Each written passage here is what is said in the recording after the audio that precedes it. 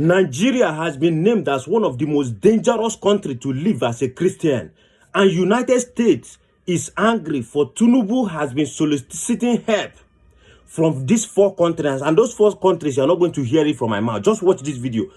Hey! And also, Tinubu has been accused, and no one say anything. Just watch this video and hear it for yourself.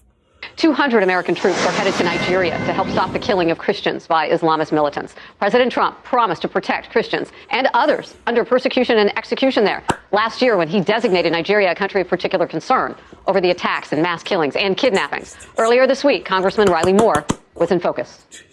Right now, the folks that I am talking to on the ground have described what's happening in the Middle Belt in the north of Nigeria right now in the last 10 days as a bloodbath. It's just wanton death and murder and destruction that continues. But working with the administration, we are making steps in the right direction to address this persecution. The president is very singularly focused on addressing this. What kind of a country and it is this? In the Faulkner Focus, and we continue our coverage. Senior foreign correspondent Jillian Turner. Jillian.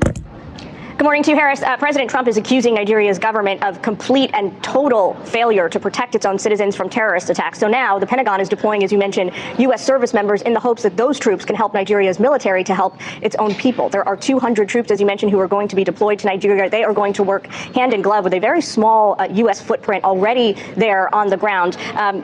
They are focused on the fight against Islamist terror groups, Boko Haram and ISIS. Here's the president last week, Harris. When Christians come under attack, they know they're going to be attacked violently and viciously by President Trump. I know it's not a nice thing to say, but that's the way it is.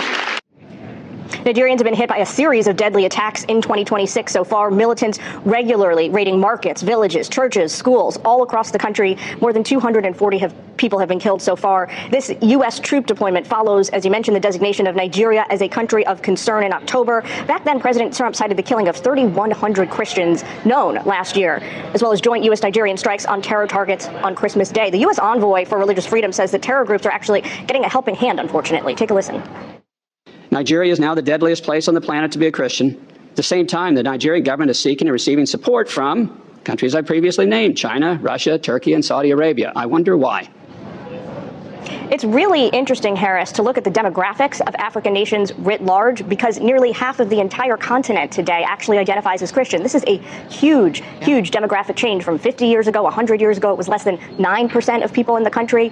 This incredibly swift and transformational change, I guess, is coming with a huge cost. Harris? Well, and for the first time, there have been studies, Pew among them, that have looked at the size and scope of Christianity around the globe. And by numbers, it is now outnumbering other religions on the planet. So what you're watching is where that's happening in particular. What kind of a country is this? What kind of a country is this?